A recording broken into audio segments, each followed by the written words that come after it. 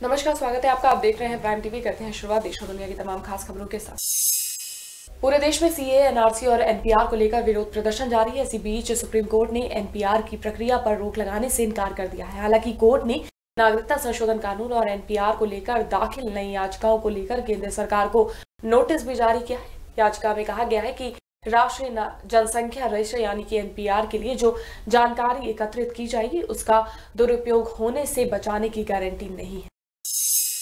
भाजपा के वरिष्ठ नेता रविशंकर प्रसाद ने दिल्ली में प्रेस कॉन्फ्रेंस आयोजित कर विपक्ष पर जमकर निशाना साधा। उन्होंने शाहीन बाग में चल रहे विरोध प्रदर्शन को लेकर कहा कि ये विरोध नागरिकता कानून का विरोध नहीं है, बल्कि ये नरेंद्र मोदी का विरोध है। साथ ही केंद्रीय मंत्री ने यह भी कहा कि हम बार बार बोल रहे हैं कि सीएए से किसी भी व्यक्ति की नागरिकता नहीं जाएगी। इस देश का हर मुस्लिम नागरिक इज्जत के साथ इस देश में रहता है और रहेगा।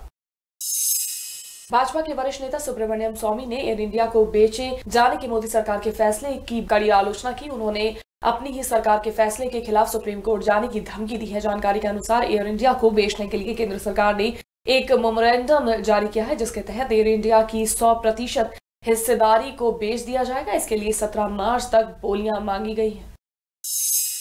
लखीमपुर के मोहल्ला नौरंगाबाद में दिमागी रूप से विक्षिप्त एक व्यक्ति ने अपने परिवार के लोगों पर हमला कर दिया। इस हमले में व्यक्ति ने अपने भाई और पत्नी की धारदार हथियार से गला रेत कर हत्या कर दी। इस दौरान उसने अपने माता पिता पर भी हमला किया, जिसमें दोनों लोग गंभीर रूप से घायल हो गए। स्थानीय लोगों की मदद से घायलों को अस्पताल में भर्ती कराया गया है। वहीं इस घटना से इलाके में दहशत का माहौल है।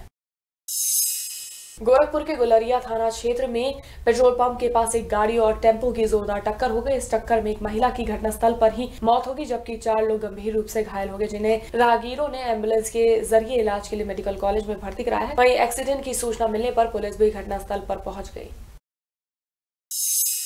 हमीरपुर के चिकासी थाना क्षेत्र में परिजनों की गैर मौजूदगी में गांव के एक दबंग ने तमंचे की नोक पर लड़की के साथ छेड़खानी की। इस दौरान लड़की के विरोध करने पर दबंग ने उसके हाथ और पैर बांध दिया और उसे फांसी के फंदे पर लटकाकर फरार हो गया। जिसके बाद घर पहुंचने पर परिजनों ने आनन फानन में लड़की को स्वास्थ्य सामुदायिक केंद्र में भर्ती कराया। यहाँ डॉक्टर्स ने प्राथमिक इलाज के बाद पीड़िता की गंभीर हालत को देखते हुए झांसी के मेडिकल कॉलेज के लिए रेफर कर दिया है।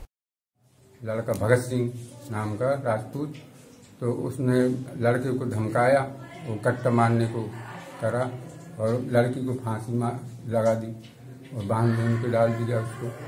लड़का बाहर खेल रहा था, वो भागा। जो लोग वो दूसरे के मकान से कूद पड़ा, भाग। किसको फांसी? गंगा यात्रा की तैयारियों का जायजा लेने के लिए राष्ट्रीय स्वच्छ गंगा मिशन और जल शक्ति मंत्रालय के महानिदेशक राजीव रंजन मिश्र गाजीपुर पहुंचे। यहां उन्होंने प्रशासन के आला अधिकारियों के साथ बैठक की और यात्रा को मद्देनजर रखते हुए जरूरी दिशा निर्देश दिए। बैठक के बाद उन्होंने मीडिया से बात करते हुए कहा कि ये गंगा यात्रा बाकी राज्यों के लिए उदाहरण साबित होगी।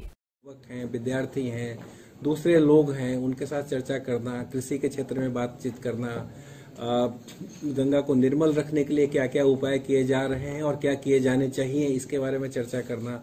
और इसके साथ साथ एक पूरे जनमानस को गंगा संरक्षण से जोड़ने का एक अभियान है। फर्रुखाबाद में बदमाशों के हौसले बुलंद है। ताजा मामला कमालगंज थाना क्षेत्र का है, जहां एक नर्सिंग होम की डॉक्टर के साथ कुछ दबंगों ने मारपीट की। साथ ही डॉक्टर के सोने की चेन और इयररिंग लूट कर फरार हो गए। पीड़ित डॉक्टर ने बताया कि उसने इस मामले की जानकारी पुलिस को दी, लेकिन पुलिस ने अभी तक कोई कार्रवाई नहीं की। कार्रवाई न होने पर पीड़िता ने एसपी से मदद की गुहार लगाई है। लोकल में अनिल गुप्ता नाम का व्यक्ति है, उसको भाजपा से भी अच्छे संबंध है और स्थानीय विधायक भी उनको जो है सपोर्ट करते हैं। और वो ये कहता है कि मैं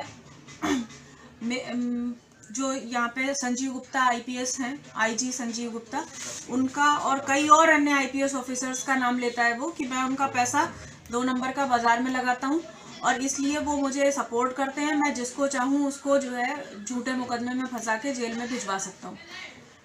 और उसने मुझसे ये भी कहा है कि अगर आपको यहाँ रहना है, अपने परिवार की सुरक्षा चाहती हो, अगर यहाँ रहना है, अस्पताल चलाना है, अपना काम करना है, तो आप 5 लाख रुपए महीना हमें दीजिए, अन्यथा हम आपको यहाँ रहने लायक नहीं रखें।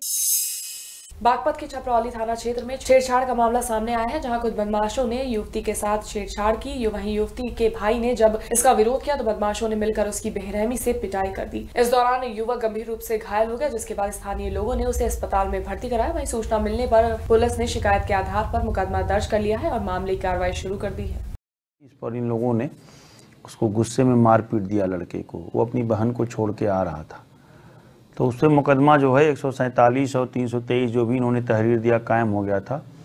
वो शायद उत्तर प्रदेश पुलिस में कहीं सहारनपुर में पोस्ट आरक्षी हैं, तो वो कल आए भी थे थाने पर, उसमें कार्रवाई वैधानिक ढंग से की गई है।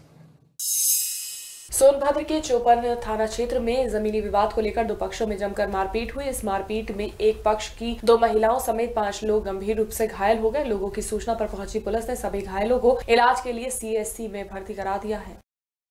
डाला का मामला है, ये मारपीट करके लाए हैं। कई लोग का सर फटा हुआ है, 3-4 लोग मेडिकल करा करके प्राथमिक उपचार करके 4 लोग को जिला अस्पताल रेफर कर दिया गया। क्या स्थिति है?